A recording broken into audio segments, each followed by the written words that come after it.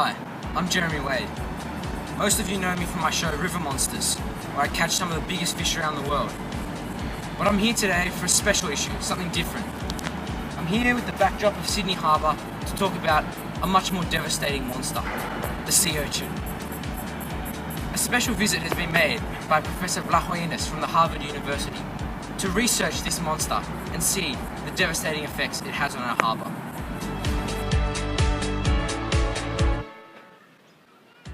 Hello, my name is Professor Vlachos from the Harvard University, and I am one of the most highly decorated professors in the field of marine ecology. And I have made a special trip here to Australia to study the problem being faced right here in Sydney Harbour. Ecosystems are extremely delicate in any environment, but they are especially delicate in one where there is a close proximity to humans, and in that lies the cause of our problem here in Sydney Harbour. Human interaction has caused a massive and unstable boom in the sea urchin population. In simple terms, the kelp forests which grow natively in the harbour are food for the sea urchins, and the urchins are food for larger animals such as the snapper and lobster. But we humans love to eat the salmon and the lobster, so we overfish them and we underfish the sea urchins. This essentially removes the predators out of the urchins' way and allows them to bloom.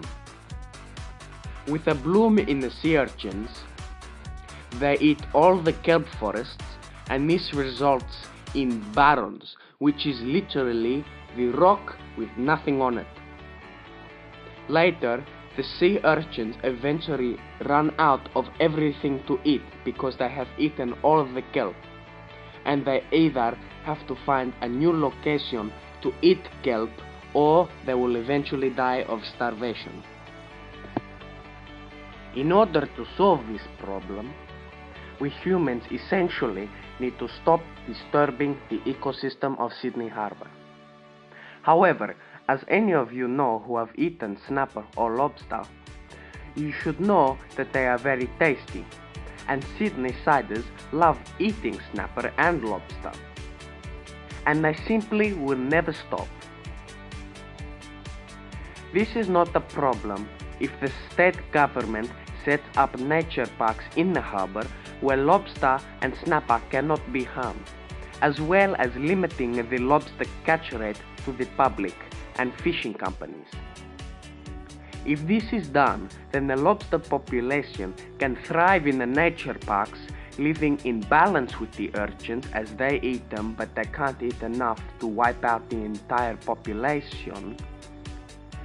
And then the lobsters themselves will move to places like Chowder Bay and Balmoral to stop the masses of sea urchins destroying the kelp forest, and that in turn will restore the natural ecosystem of the Sydney Harbour.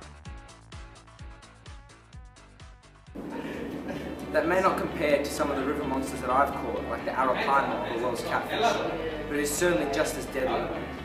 The research that Professor Vlachos has done in the sea urchin has provided me with a great insight into the damage it's doing to Sydney Harbour.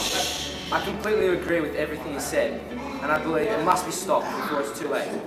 I'm Jeremy Wade. Thank you.